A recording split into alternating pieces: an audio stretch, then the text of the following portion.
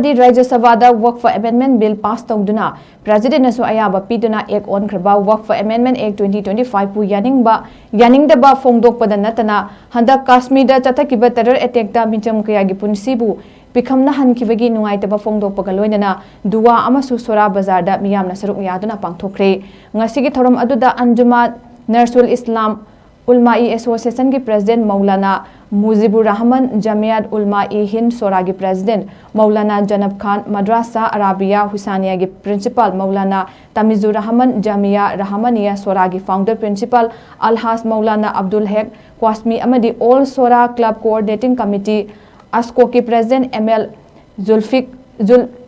Zulfikar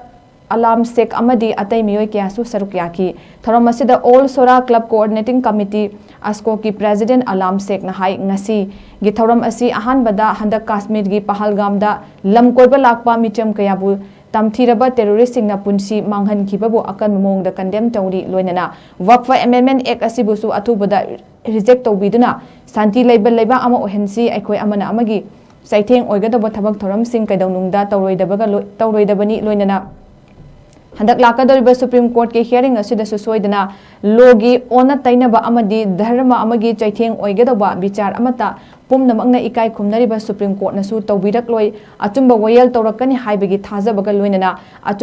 achumba wayal binabasu appeal tawki amadi chahi ani fazalaklaba lan asibu santi hanjalaknaba aikoi pumnamangna hotnaminasi haiba wafum kya thamkibaga loinana ngasigi thoram adu Alhaz Hazrat Maulana Abdul Haq Seb ki duwa ga loinana mai pak nga loisin ki